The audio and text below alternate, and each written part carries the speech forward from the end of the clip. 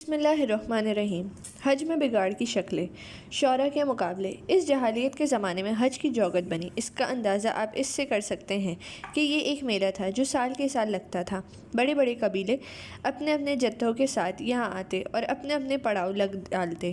ہر قبیلے کا شاعریہ بھاٹ اپنے اور اپنے قبیلے والوں کی بہادری، ناموری، عزت، طاقت اور سخاوت کی تعریف میں زمین و آسمان کے کلام میں ملاتا اور ہر ایک ڈینگے مارنے میں دوسرے سے بڑھ جانے کی کوشش کرتا، یہاں تک کہ دوسروں کی ہجوم تک نوبت پہنچ جاتی۔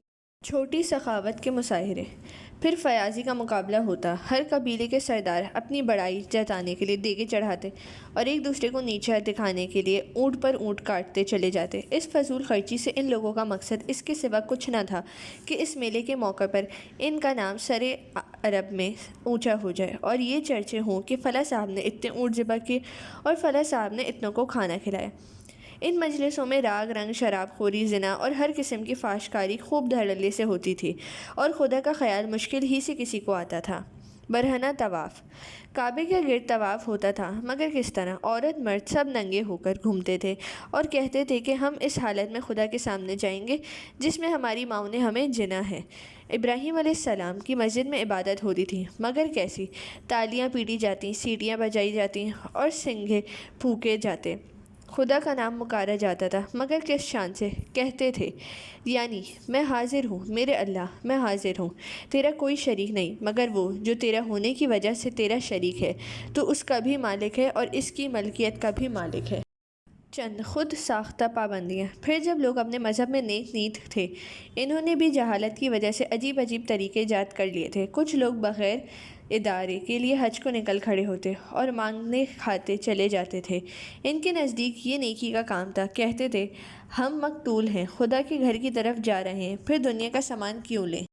عموماً کے سفر میں تجارت کرنے یا کمائی کے لیے محنت مشقت کرنے کو ناجائز سمجھا جاتا ہے۔ بہت سے لوگ حج میں کھانا پینا چھوڑ دیتے تھے اور اسے بھی داخلی عبادت سمجھتے تھے۔ بعض لوگ حج کو نکلتے تو بات چیت کرنا ترک کر دیتے۔ اس کا نام حج مصمت یعنی گونگا حج تھا۔ اس قسم کی اور غلط رسمیں بے شمار تھیں جن کا حال بیان کر کے میں آپ کا وقت ضائع کرنا نہیں چاہتی۔ دعائے خلیل کی قبولیت، یہ حالت کم و بیش 2000 برس تک رہی۔ اس طویل مدت میں کوئی نبی عرب میں پیدا نہیں ہوا، نہ کسی نبی کی خالص تعلیم عرب کے لوگوں تک پہنچی۔ آخر کار حضرت ابراہیم علیہ السلام کی اس دعا کا پورا ہونے کا وقت آیا جو انہوں نے کعبے کی دیواریں اٹھاتے وقت اللہ سے مانگی تھی، یعنی پروردگار، ان کے درمیان ایک پیغمبر خود انہی کی قوم میں سے بھیجیو جو انہیں تیری آیات سنائے اور کتاب اور دانائی کی تعلیم دے اور ان کے اخلاق درست کرے۔ چنانچہ حضرت ابراہیم علیہ السلام کی اولاد سے پھر ایک انسان کامل اٹھا جس کا نام پاک محمد بن عبداللہ تھا صلی اللہ علیہ وسلم۔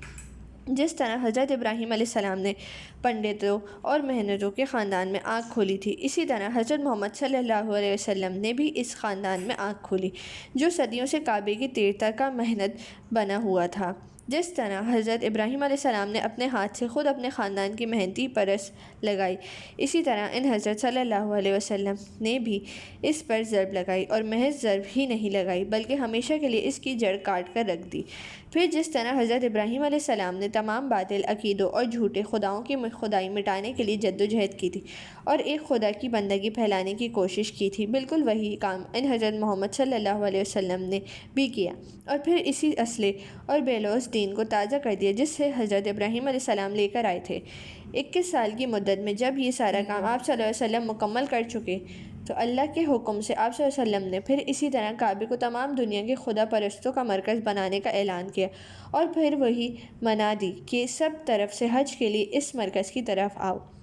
اور لوگوں پر اللہ کا حق ہے کہ جو کوئی اس گھر تک آنے کی قدرت رکھتا ہو وہ حج کے لیے آئے، پھر جو کوئی کفر کرے یعنی قدرت کے باوجود نہ آئے تو اللہ تمام دنیا والوں سے بے نیاز ہے۔